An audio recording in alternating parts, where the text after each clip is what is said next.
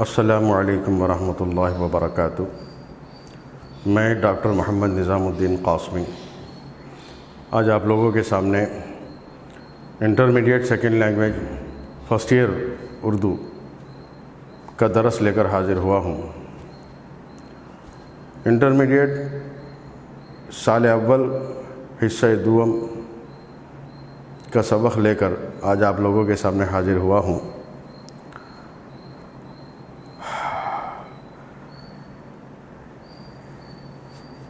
آپ لوگوں کو معلوم ہونا چاہیے کہ انٹرمیڈیٹ کے سال اول کا نصاب جو ہے وہ بہت ہی اہم نصاب ہے۔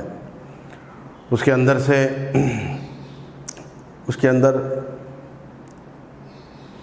4 حصے کیے گئے۔ پہلا حصہ نظم کا، دوسرا نثر کا، تیسرا قواعد کا اور چوتھا سرسری مطالعے کا۔ اگر آپ لوگوں کے ہاتھ میں سال اول کی درسی کتاب اگر آپ کے ہاتھ میں ہے تو آپ فہرست دیکھ سکتے ہیں کہ حصہ اول کے اندر حصہ شاعری، دوسرے کے اندر حصہ نثر اور تیسرے میں حصہ قواعد اور چوتھے میں سرسری مطالعہ، اور ہر ایک میں 6 اسباق متعین کیے گئے ہیں۔ اور آج میں آپ لوگوں کے سامنے حصہ قواعد میں سے سب سے پہلا سبق صرف کی تعریف کو لے کر حاضر ہوا ہوں۔ عزیز طلبہ، حصہ قواعد گرامر کا جو پارٹ ہوتا ہے وہ نہایت ہی اہم ہوتا ہے۔ زبان دوم کے اندر سال اول کے حصہ قواعد میں تقریباً 6 اسباق ہیں۔ یہ اسباق نہایت ضروری ہیں آپ کے لیے، کیونکہ آپ سالانہ امتحان کا پرچہ دیکھیں گے تو وہاں پر آپ کو تقریباً 40 مارکس جو ہے وہ قواعد کے لحاظ سے ہی دیے جائیں گے، اور سیکشن نمبر 10 سیکشن نمبر 11 یہ دونوں جو ہیں، ان دونوں کا تعلق صرف سے ہی ہے۔ آج جو سبق میں پڑھانے جا رہا ہوں وہ صرف کی تعریف ہے۔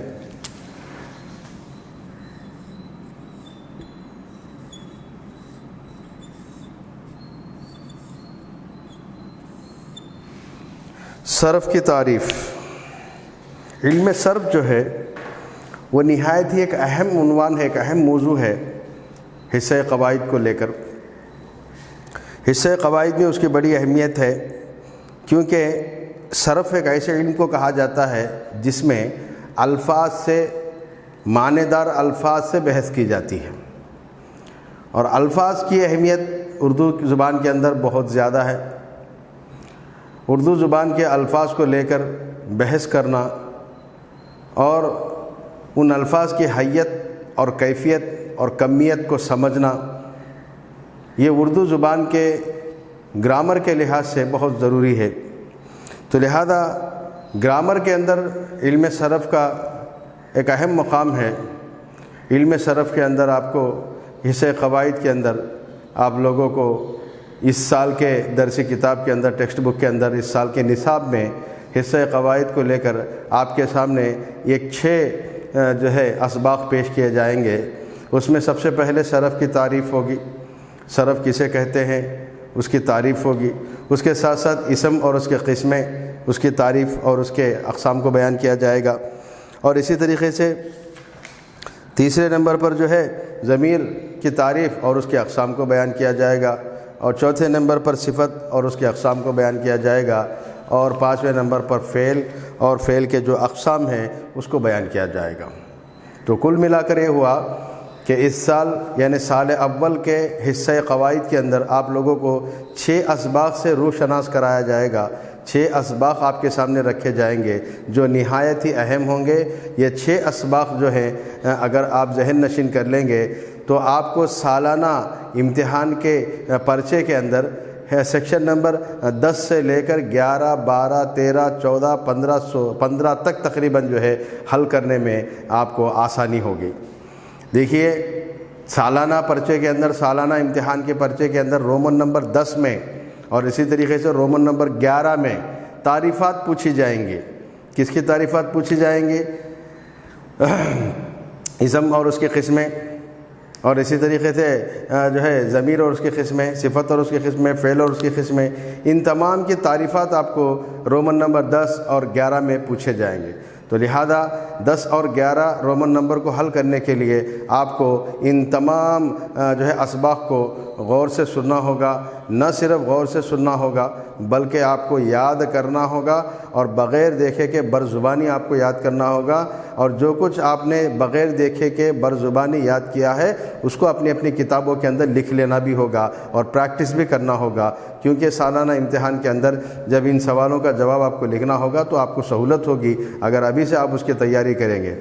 لہذا اب میں آپ کے سامنے بتانا چاہتا ہوں کہ حصہ قواعد جو سال اول کا حصہ قواعد ہے وہ تقریباً 6 اسباق کے اوپر مشتمل ہے۔ پہلا سبق علم صرف کے تعلق سے ہے، دوسرا سبق اسم اور اس کے قسم کے تعلق سے ہے، اور تیسرا سبق جو ہے ضمیر اور اس کے قسموں کے تعلق سے ہے، چوتھا سبق جو ہے وہ صفت اور اس کے قسموں کے تعلق سے ہے، اور جو ہے پانچواں سبق فعل اور اس کی اقسام ہے، فعل اور اس کی اقسام ہے۔ تو کل ملا کر 5 اسباق،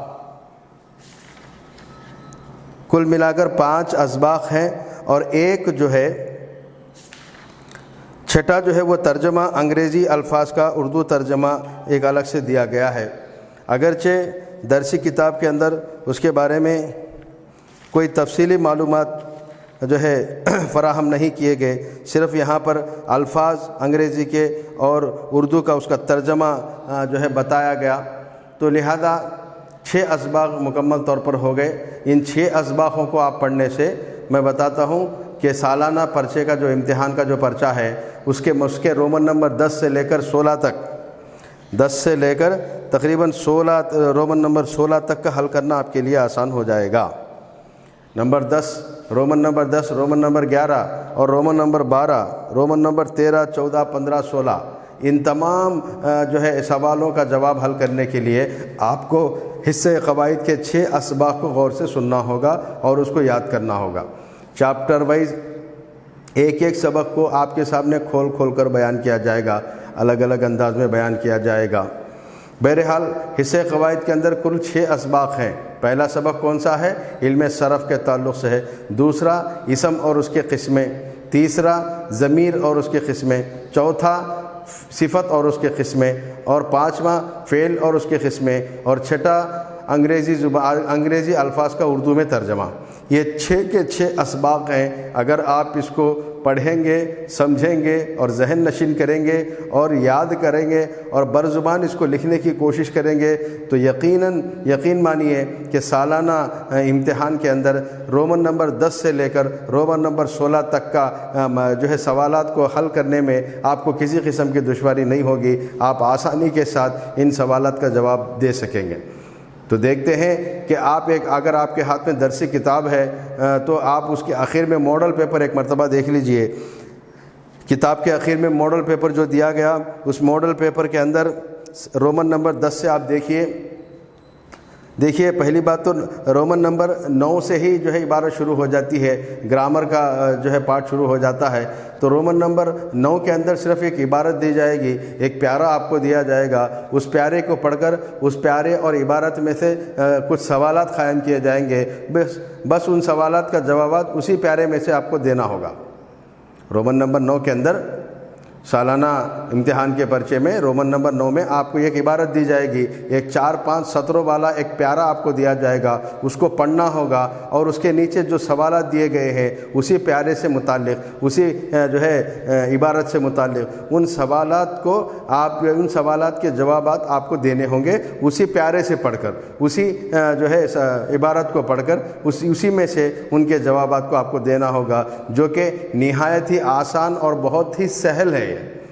9واں سیکشن 9واں رومن حل کرنا کوئی دشواری کی بات نہیں ہے، کیا ہے صرف ایک پیارا پڑھنا ہے اور اس میں سے جو سوالات دیے گئے ہیں اسی کے جوابات اسی پیارے میں سے دینا ہے، کوئی الگ سے دینے کی ضرورت نہیں ہے۔ تو لہذا رومن نمبر 9 کے متعلق مستقل کوئی لیسن بنانے یا سمجھانے کی ضرورت نہیں ہے۔ رومن نمبر 9 جو ہے وہ بڑی آسانی کے ساتھ آپ پڑھ سکتے ہیں، اور جو کچھ عبارت میں دیا گیا اس کے سوالات کو بھی آپ پڑھ بھی سکتے ہیں اور سمجھ بھی سکتے ہیں، اور اس کے ساتھ ساتھ اس کے جوابات بھی آسان طریقے سے آپ دے سکتے ہیں۔ تو رومن نمبر 9 کے اندر ایک عبارت اور اس کے تعلق سے 5 سوالات ہوں گے، اور ان 5 سوالات کے جوابات اسی عبارت کے اندر ہوں گے، اسی عبارت کے اندر سے ان جوابوں کو تلاش کر کے آپ کو دینا ہوگی۔ تو بہرحال رومن نمبر 9 کو حل کرنا میں سمجھتا ہوں کہ کوئی دشواری کا کام آپ کے لیے نہیں ہوگا، بشرطے کہ آپ کو اردو پڑھنا لکھنا اچھی طریقے سے آتا ہو، اردو زبان کو پڑھنا اچھے طریقے سے آتا ہو اور لکھنا اچھے طریقے سے آتا ہو، تو یہ رومن نمبر 9 جو ہے اس کو حل کرنا آپ کے لیے کوئی دشواری نہیں ہوگی۔ تو لہذا اگر آپ کو ڈھنگ سے اردو پڑھنا ہی نہیں آتا یا لکھنا نہیں آتا، تو میری رائے یہ ہے اور میرا مشورہ یہ ہے کہ سب سے پہلے آپ اس بات پر زور دیں، آپ اس بات کی کوشش کریں کہ پہلے اردو زبان کو پڑھنے اور لکھنے اور بغیر دیکھے کہ لکھنے کی کوشش کریں، اور اس کے عادی بنیں، اس کی عادت ڈالیں۔ پہلے اس بات پر زیادہ زور دیں، کیونکہ جب تک اردو زبان پڑھنا نہیں آئے گا اور لکھنا نہیں آئے گا اور بغیر دیکھے کہ لکھنا نہیں آئے گا، تو میں کہتا ہوں کہ آپ کوئی بھی سوال حل نہیں کر پائیں گے۔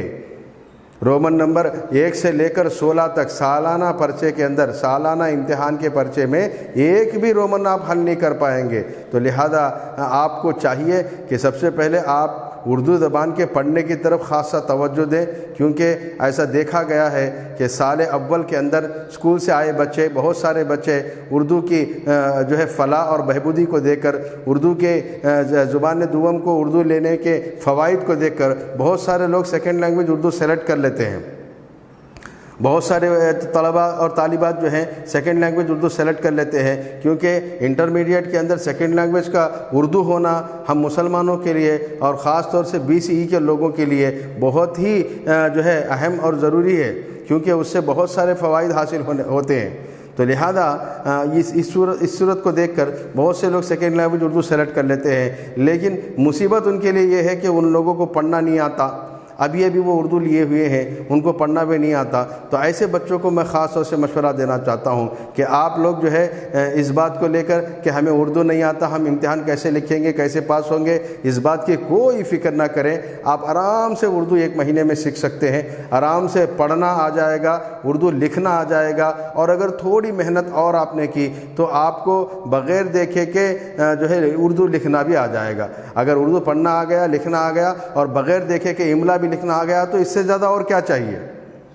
آپ کو ایک نئی زبان آپ کی زندگی میں آ گئی، اور خاص طور سے یہ وہ زبان ہے جو ہم اپنی ماں کے پیٹ سے بولنا شروع کرتے ہیں، ہماری مادری زبان ہے اردو۔ تو لہذا اگر یہ اردو ہم لوگوں کو صرف بولنا آتا ہے لیکن پڑھنا اور لکھنا یا بغیر دیکھے کہ لکھنا نہیں آتا، تو یہ ہمارے لیے بڑی شرم کی بات ہے۔ ہماری زبان ہے، ہماری زبان اردو ہے، اور ہمارے مادری زبان ہے، ہماری مدر ٹنگ اردو ہے۔ اگر وہی اردو ہم کو پڑھنا نہیں آتا، وہی اردو ہم کو لکھنا نہیں آتا، وہی اردو کی بغیر دیکھے کہ ہم لوگ نہیں لکھ سکتے، تو یہ ہمارے لیے بہت ہی شرم اور افسوس کی بات ہے۔ تو لہذا جتنے طلباء ایسے ہیں جن کو سیکنڈ لینگویج اردو سیلیکٹ کرنے کے بعد انٹرمیڈیٹ کے اندر اردو نہیں آتا ہو، تو آپ ضرور یہ کوشش کریں کہ پہلے چھوٹی سی کتاب اردو کی لے کر اس کو پڑھنے کی کوشش کریں۔ گھر میں بڑے بڑے لوگ پڑھے ہوئے ہوتے ہیں، ماں ہے، دادی ہے، بڑی بہن ہے، بڑا بھائی ہے، کوئی بھی ایسا گھر کے اندر آپ کو، ہر مسلمان کے گھر کے اندر ایسا شخص آپ کو مل جائے گا کہ جو لوگ جس میں جو ہے اردو پڑھے ہوئے لوگ ہوتے ہیں۔ تو لہذا ایک چھوٹی سی کتاب لے کر گھر کے اندر ان لوگوں سے تھوڑا تھوڑا اردو سیکھنے کی کوشش کریں، اور کالج کو آنے کے بعد درسی جو کتاب ہے اس کتاب کے اندر بھی آپ کو پڑھنے کی کوشش کرنا ہے، اور جو کچھ اس میں پڑھا ہے اس کو دیکھ کر لکھنے کی بھی عادت ڈالنی ہے، اور جو کچھ لکھا گیا ہے اس کو بغیر دیکھے کہ لکھنے کی بھی کوشش کرنا ہے۔ اگر ایسا کریں گے تو یقین مانیے 100 کے 100 نمبر آپ کو اردو کے اندر ملیں گے، پورے مارکس ملیں گے، اور جو ہے اور پورے کے پورے رومنز حل کرنا آپ کے لیے بہت آسان ہو جائے گا۔ تو بہرحال میں اب اپنے سبق کی طرف لوٹتا ہوں۔ ایک سبق لے کر میں آپ کے سامنے حاضر ہوا ہوں، اور وہ ہے حصہ قواعد میں سے سب سے پہلا سبق صرف کی تعریف۔ صرف کسے کہتے ہیں؟ اس کی تعریف، جیسا کہ میں نے پہلے بتایا کہ حصہ قواعد کے اندر کل 6 اسباق ہیں۔ پہلا سبق جو ہے وہ صرف کی تعریف ہے، دوسرا اسم اور اس کے قسمیں ہیں، اور تیسرا جو ہے ضمیر اور اس کی قسمیں ہیں، چوتھا جو ہے صفت اور اس کی قسمیں ہیں، پانچواں جو ہے فعل اور فعل کے اقسام ہیں، اور چھٹا جو ہے انگریزی الفاظ کا اردو میں ترجمہ۔ یہ 6 اسباق ہیں، لیکن آپ کو معلوم ہونا چاہیے ہر چیپٹر کے اوپر الگ لیسن دیا جائے گا۔ صرف کے اوپر ایک الگ لیسن ہوگا، الگ چیپٹر ہوگا، ایک الگ ویڈیو ہوگی۔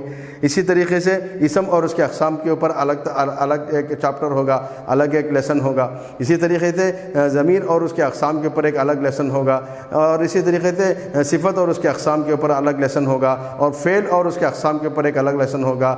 انگریزی الفاظ کا اردو میں ترجمہ، یہ بھی ایک الگ لیسن ہوگا۔ 6 الگ الگ پارٹوں میں، 6 الگ الگ چیپٹروں میں جو ہے آپ کے سامنے یہ ویڈیوز پیش کیے جائیں گے۔ لیکن آج کا جو ویڈیو آپ کے سامنے پیش کیا جا رہا ہے وہ ایک ہی سبق کو لے کر ہے، حصہ قواعد، جس کے اندر صرف کی تعریف بتائی گئی ہے۔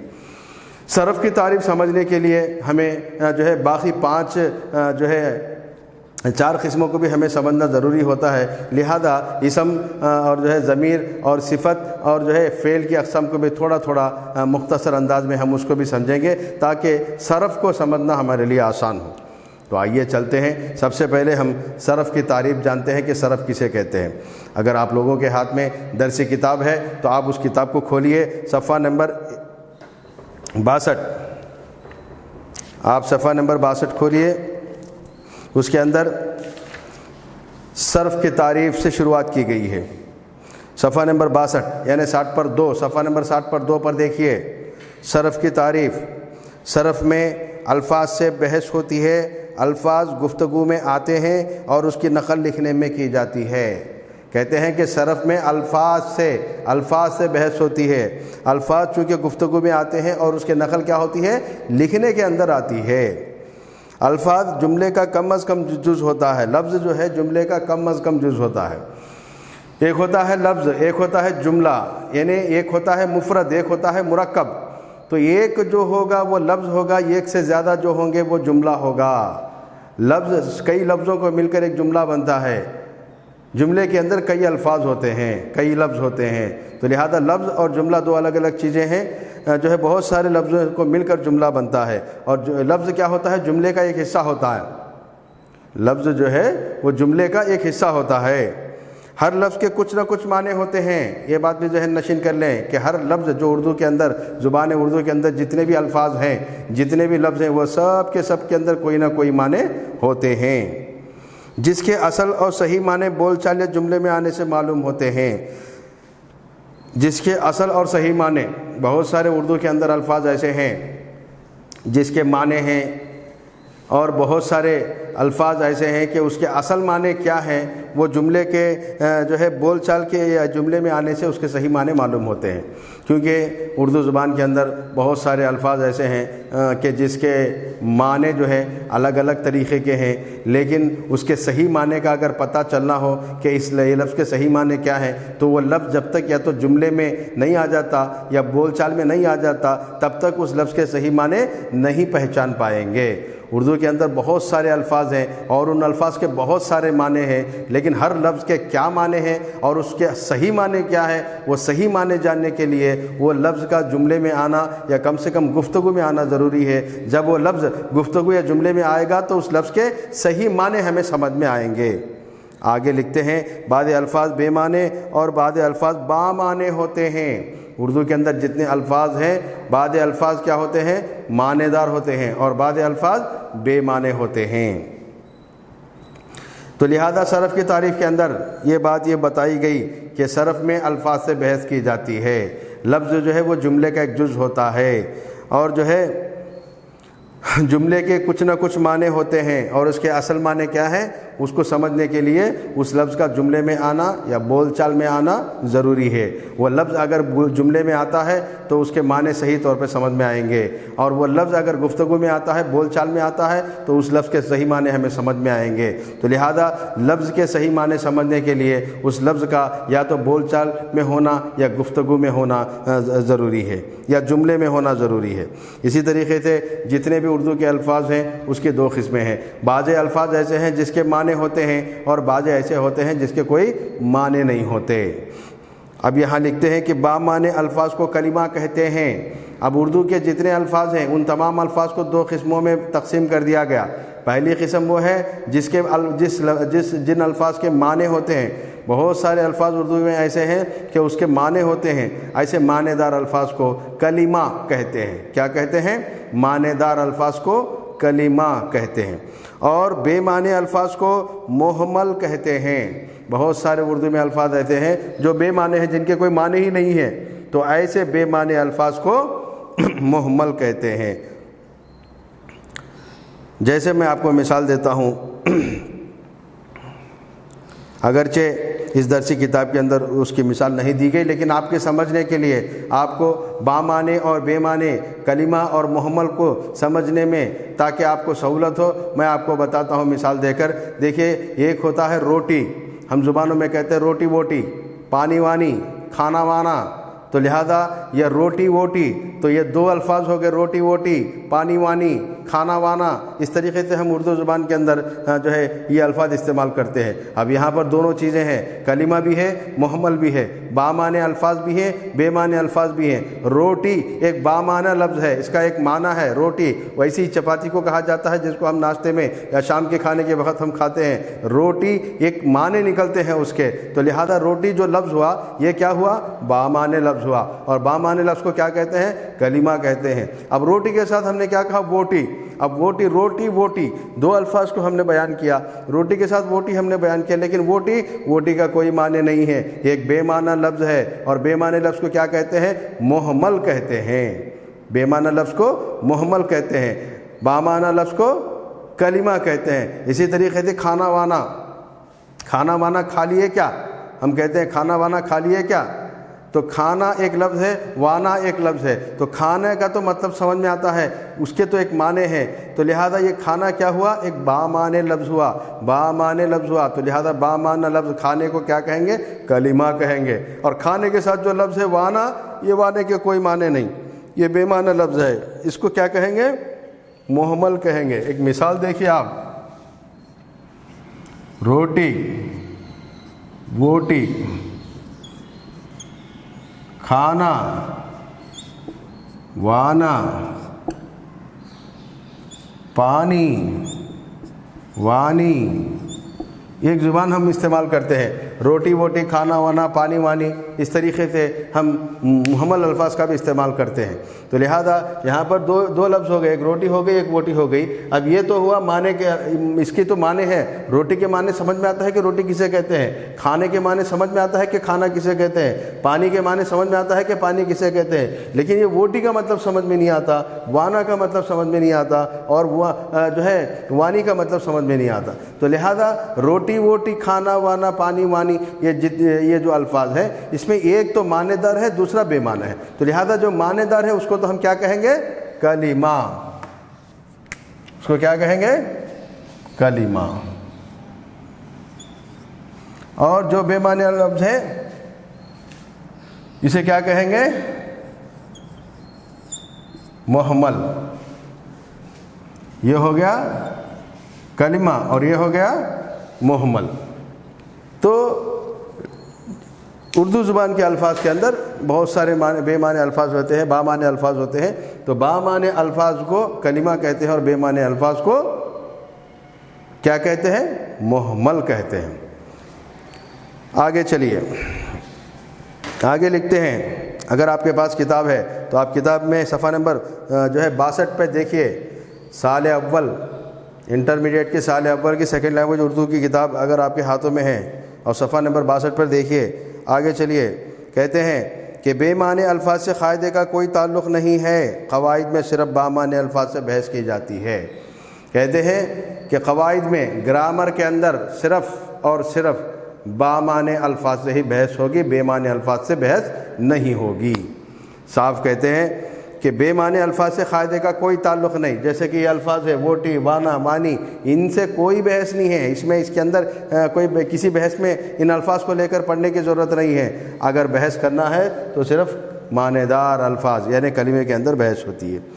آگے کہتے ہیں بامعنی الفاظ سے بحث کی جاتی ہے۔ اس لحاظ سے بامعنی لفظ یعنی کلمے کی دو قسمیں ہوئے، مستقل کلمے، غیر مستقل کلمے۔ اب جب یہاں پر بامعنی الفاظ کلمے کو کہا گیا تو اب کلمے کی بھی دو قسمیں نکلیں گی۔ آپ لوگوں کو معلوم ہونا چاہیے کہ میں صرف کی علم صرف کی بات کر رہا ہوں کہ علم صرف کسے کہتے ہیں۔ علم صرف جو ہے علم صرف کے اندر الفاظ سے بحث کی جاتی ہے، معنی سے بحث نہیں کی جاتی، صرف الفاظ، تلفظ، اس کی الفاظ کی جو ہے حیت اور کیفیت اس کو لے کر بحث کی جاتی ہے۔ الفاظ کے معنی کو لے کر جو بحث کیا جائے گا اسے تو علم نحو کہیں گے، لیکن علم صرف الفاظ کو لے کر بحث کرنا ہے، تو لہذا اردو میں جتنے بھی الفاظ ہیں ان الفاظ کو لے کر بحث کیے جانے کو علم صرف کہتے ہیں۔ اب میں نے بتا دیا علم صرف کے اندر کیا ہے۔ علم صرف کے اندر الفاظ میں دو قسم کے الفاظ ہوتے ہیں، ایک معنی دار الفاظ ہوتے ہیں، ایک بے معنی الفاظ ہوتے ہیں۔ معنی دار الفاظ کو کلمہ کہتے ہیں اور بے معنی الفاظ کو محمل کہتے ہیں۔ اور بے معنی الفاظ یعنی محمل سے قاعدے کا کوئی تعلق نہیں، قواعد میں اس کی کوئی بحث نہیں ہے۔ بے معنی الفاظ یعنی محمل الفاظ سے کسی قسم کی کوئی بحث نہیں ہے۔ ہاں اگر بحث ہے تو قواعد میں کلمے سے بحث ہے، یعنی معنی دار کلمے سے بحث ہے۔ اب معنی دار کلمے کی پھر دو قسمیں ہیں۔ کلمہ آپ برانکٹ میں سمجھنے کے لیے لکھ لیجیے، معنی دار کلمہ کسے کہتے ہیں؟ معنی دار لفظ کو، معنی دار لفظ، معنی دار لفظ کلمہ۔ اب کیا کہتے ہیں؟ اس کی دو قسمیں ہیں، ایک ہے مستقل کلمے، ایک ہے غیر مستقل۔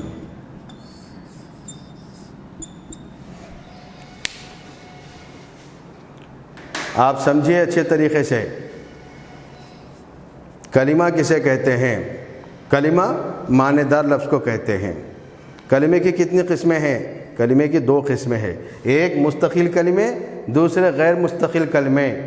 آئیے دیکھتے ہیں مستقل کلمے کسے کہتے ہیں اور غیر مستقل کلمے کسے کہتے ہیں۔ دیکھیے مستقل کلمہ وہ بامعنی لفظ جو بغیر کسی دوسرے کلمے کی مدد کے اپنے آپ معنی دے، جیسے کتاب، احمد، آیا، گیا۔ مستقل کلمہ ایسے کلمے کو کہتے ہیں جو بغیر کسی دوسرے الفاظ کو ملائے، بغیر کسی دوسرے الفاظ کو جوڑے، وہ ایک ہی لفظ ایسے معنی دے کہ وہ معنی سمجھ میں آ جائے، مکمل معنی دے دے۔ جیسے کھانا، روٹی، بات سمجھ میں آ گئی، کھانا، روٹی، آیا، گیا، یہ ایسے الفاظ ہیں کہ اس سے سامنے والے کو اس کے معنی سمجھ میں آ جاتے ہیں اور بات سمجھ میں آ جاتی ہے کہ اس لفظ کے کیا معنی ہیں۔ اسے ایسے الفاظ کو کیا کہیں گے؟ مستقل کلمے کہیں گے۔ پھر ایک مرتبہ اس کی تعریف دیکھیے، مستقل کلمہ وہ بامعنی لفظ جو بغیر کسی دوسرے کلمے کی مدد کے اپنے معنی آپ دے، جیسے کتاب۔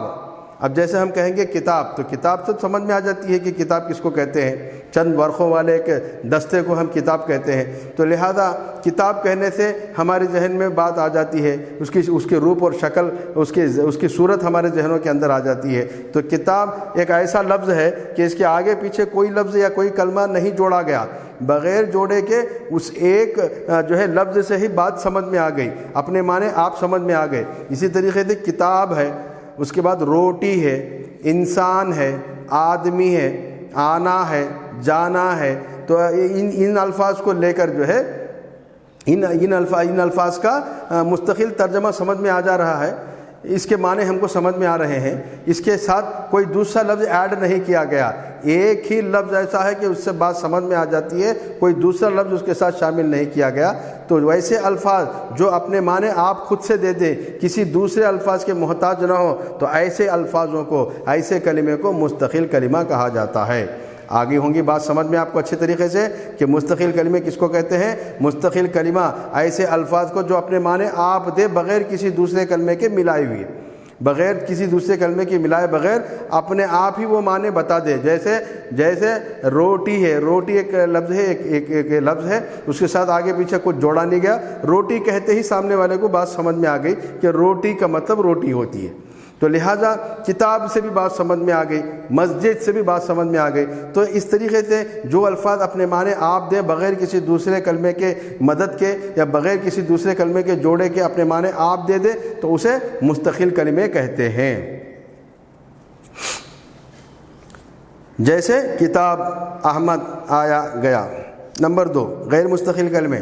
غیر مستقل کلمے وہ ہیں جو اپنے آپ سے کوئی معنی نہ دے لیکن جب دوسرے کلمے کے ساتھ آئے تو معنی دے، جیسے کا، کی، کو، کے، نے، سے، پر، میں وغیرہ وغیرہ۔ غیر مستقل کلمے، غیر مستقل کلمے کی بہت سارے الفاظ ایسے ہیں اردو کے اندر جو اپنے معنی آپ نہیں دے سکتے، جیسے کا، کو، کے، سے، میں، پر، ہیں۔ یہ الفاظ ایسے ہیں کہ یہ اپنے آپ سے کوئی معنی نہیں دے سکتے۔ اگر ہم کہیں کا تو سامنے والے کو سمجھ میں نہیں آئے گا کا سے کیا مراد ہے۔ کو اگر ہم کہیں گے تو کو کہتے جائیں گے تو سامنے والے کو سمجھ میں نہیں آئے گا، جب تک کہ یہ کا یا کو یا کی یا سے یا نے، یہ جتنے بھی الگ الگ حروف ہیں جو اپنے معنی آپ نہیں دے پا رہے ہیں، جب تک یہ کسی دوسرے کلمے سے جوڑ نہیں دیے جاتے اس کے معنی سمجھ میں نہیں آئیں گے۔ مثال کے طور پر کو ہے، اب یہ خالی کو کہیں گے تو ہمیں سمجھ میں نہیں آئے گا، یہ ایک لفظ اور اس کے ساتھ جوڑنا ہوگا۔ مسجد کو، کالج کو، گھر کو، تو لہذا اب بات سمجھ میں آئی جب اس کے ساتھ مسجد یا کالج یا گھر جیسے الفاظ کو کے ساتھ جوڑا گیا تو اب یہ کو کے معنی سمجھ میں آئے۔ تو لہذا غیر مستقل کلمے اسی کو کہتے ہیں کہ غیر مستقل کلمے ایسے ہوتے ہیں کہ وہ از خود اپنے طرف سے تو کوئی معنی نہیں دیتے جب تک کہ وہ کسی دوسرے الفاظ کے ساتھ نہ جڑ جائیں، جب تک کہ وہ کسی دوسرے الفاظ کے ساتھ نہ جڑ جائیں وہ اپنے معنی آپ نہیں دے سکتے۔ تو لہذا ایسے کلمے کو جو اپنے معنی آپ نہیں دے سکتے بغیر کسی دوسرے کلمے کے جوڑے ہوئے، تو ایسے کلمے کو کیا کہتے ہیں؟ غیر مستقل کلمے کہتے ہیں، غیر مستقل کلمے۔ تو لہذا اب کلمے کی کتنی قسمیں ہوئی؟ 2 قسمیں ہوئی، ایک مستقل کلمے، دوسرا غیر مستقل کلمے۔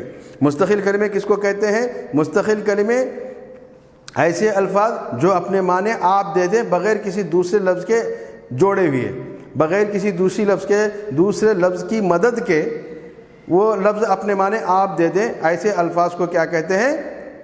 مستقل کلمے۔ جیسے کتاب، گھر، مسجد، ریاض، احمد، آگرہ، دہلی، ایسے الفاظ ہیں کہ اس کے ساتھ ابھی کسی اور الفاظ کو جوڑنے کی ضرورت نہیں، اس کے معنی سمجھ میں آ رہے ہیں۔ تو ایسے کلمے، ایسے الفاظ کو کیا کہتے ہیں؟ ایسے کلمے کو مستقل کلمے کہا جاتا ہے، مستقل ایک کلمہ ہے بس۔ اور غیر مستقل کس کو کہتے ہیں؟ غیر مستقل ایسے الفاظ ہیں جو بغیر کسی دوسرے کلمے کے ملائے کے وہ اپنے معنی آپ نہیں دے سکتے، اپنے معنی آپ نہیں بتا سکتے۔ مثال کے طور پر کا، لفظ کا، کو، کی، سے، ہے، میں، پر، نے، یہ ایسے الفاظ ہیں اپنے معنی آپ نہیں دیں گے جب تک کہ یہ کسی دوسرے لفظ کے ساتھ یا دوسرے کلمے کے ساتھ جڑ نہ جائے۔ سمجھ میں آئی بات؟ کا، کو، کے، سے، یہ ایسے الفاظ ہیں کہ اس کے معنی از خود سمجھ میں نہیں آئیں گے جب تک کہ کوئی دوسرا لفظ کے ساتھ نہ جڑ جائے۔ تو ایسے کلمے کو کیا کہیں گے؟ غیر مستقل کلمے، غیر مستقل کلمے کہیں گے۔ دیکھیے سے ہے، خالی سے کہنے سے کوئی بات پتہ چلے گا نہیں ہے، کہاں سے؟ اگر اس کے ساتھ لفظ سے پہلے اگر ہم نے جوڑ دیا گھر کو، گھر سے، یا ہم نے جوڑ دیا کتاب سے، یا ہم نے جوڑ دیا مسجد سے، تو لہذا اب سے کے معنی سمجھ میں آ گئے۔ تو لہذا ایسے کلمے جو اپنے معنی آپ نہیں دے سکتے جب تک کہ کوئی دوسرا لفظ اس کے ساتھ نہ جڑ جائے، کسی دوسرے کلمے کی اس کے ساتھ مدد نہ لی جائے، تب تک وہ اپنے معنی آپ نہیں دے سکتے، ایسے کلمے کو غیر مستقل کلمے کہا جاتا ہے۔ تو لہذا کلمہ کسے کہتے ہیں؟ معنی دار الفاظ کو کلمہ کہتے ہیں، بے معنی الفاظ کو مہمل کہتے ہیں۔ اور قواعد کے اندر معنی دار الفاظ سے ہی بحث کی جاتی ہے، صرف کے اندر معنی دار الفاظ سے بحث کی جاتی ہے۔ اور معنی دار الفاظ یعنی کلمے کی 2 قسمیں ہیں، ایک مستقل کلمے، دوسرا غیر مستقل کلمے۔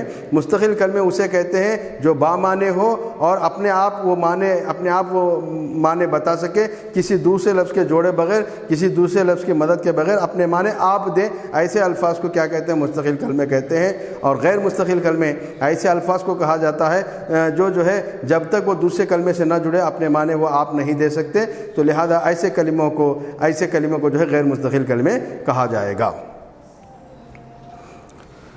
مستقل کلمے، غیر مستقل کلمے. اب غیر مستقل الفاظ کلموں کی 5 قسمیں ہیں. پھر مستقل کلمے، غیر مستقل کلمے. مستقل جو الفاظ ہوتے ہیں اس کی 5 قسمیں ہیں. اسم اور اس کی قسمیں، اسم اس کی قسمیں، ضمیر، صفت، فعل، متعلق فعل. مستقل جو کلمے ہیں وہ اس کی پھر 5 قسمیں ہیں. اس کو اگلے چیپٹر کے اندر، اگلے سبق کے اندر آپ کو تفصیل سے سمجھایا جائے گا. تو پہلی بات تو یہ ہے کہ مستقل کلموں کو سمجھ لیا ہم نے. اب مستقل کلمے جو ہے وہ اس کی پھر 5 قسمیں ہوتی ہیں. اسم ہے، اس کے بعد اسم اور اس کی قسمیں، اس کے بعد ضمیر، اس کے بعد صفت، اس کے بعد فعل، اس کے بعد متعلق فعل. تو لہذا یہ 5 اقسام مستقل کلمے کی اقسام ہیں. تو لہذا آگے چل کر مستقل کلمے کی جو 5 قسمیں ہوں گی اس پر الگ الگ حصہ وار جو ہے سبقوں کے ذریعے سے اس پر جو ہے بات کی جائے گی، اس کو سمجھایا جائے گا. لہذا آج کے سبق میں جو ہم نے آپ کو سمجھایا بس اسی کو آپ کو بغور سننا ہے، سمجھنا ہے اور اپنی کتاب کے اندر لکھنا ہے، اور بغیر دیکھے کہ ان تعریفات کو لکھنے کی آپ کو کوشش کرنا ہے. مثالوں کے ساتھ لکھنا ہے، جیسا کہ وقتاً فوقتاً میں نے جا بجا مثالیں بھی آپ کے سامنے پیش کر دی. جیسے کہ معنی دار الفاظ، بے معنی الفاظ، کلمے کی مثالیں اور جو ہے محمل کی مثالیں میں نے آپ کے سامنے پیش کر دی، اور کلمے کی تعریف بتا دی، اور کلمے کی جو قسمیں ہیں مستقل اور غیر مستقل کلمے تو ان کی بھی میں نے تعریف مثالوں کے ساتھ بتا دی. تو لہذا آپ لوگوں کو چاہیے کہ آپ ان تعریفات کو غور سے سنیں اور اس کو یاد کریں، اور درسی کتاب سے اس کا فائدہ اٹھائیں، اور جو ہے اس کے تعریفات کو سمجھیں اور بغیر دیکھے کہ لکھنے کی کوشش کریں، تاکہ آپ کو رومن نمبر 10 اور رومن نمبر 11 کے اندر خاص طور سے آج جو میں نے سبق پڑھایا ہے اس کا تعلق رومن نمبر 10 سے ہے. رومن نمبر 10 کے اندر اگر یہ سوالات ہوں گے، رومن نمبر 11 میں بھی ہو سکتا ہے. رومن نمبر 11 اور 10 کو حل کرنے کے لیے آپ کو آج کا سبق بہت ہی زیادہ آپ کے کام آئے گا. تو لہذا آپ کو چاہیے کہ آپ علم صرف کے تعلق سے جانیں اور کلمے کے تعلق سے اور کلمے کی اقسام کے تعلق سے آپ جانیں، تاکہ رومن نمبر 10 اور 12 میں اگر کہیں سے اس کے بارے میں سوال آ جائے تو آپ کو آسانی کے ساتھ اس کا حل کرنا آپ کے لیے کوئی مشکل نہ ہو. تو لہذا آپ ان تعریفات کو سمجھیں اور مثالوں کو بھی سمجھیں اور بغیر دیکھے کہ لکھنے کی کوشش کریں. اب رہی بات مستقل کلمے کی جو 5 قسمیں ہیں، انشاءاللہ تعالی اسے اگلے اسباق کے اندر چیپٹر وائز الگ الگ اسباق کے اندر تفصیل کے ساتھ آپ کے سامنے پیش کیا جائے گا. بہرحال جب تک کے لیے جو ہے آپ لوگوں سے معذرت چاہتا ہوں کہ آپ لوگوں سے امید کرتا ہوں کہ آپ لوگ جو ہے علم صرف کو اور کلمے کی تعریف کو اور کلمے کی جو اقسام ہیں مستقل اور غیر مستقل کلمے، ان کی تعریفات کو مثالوں کے ساتھ آپ سمجھیں گے، اور جو کچھ سمجھے ہیں اس کو لکھیں گے، اور نہ صرف لکھیں گے بلکہ برزبان اس کو یاد کریں گے اور برزبان اس بغیر دیکھے کہ اس کو لکھنے کی کوشش کریں گے.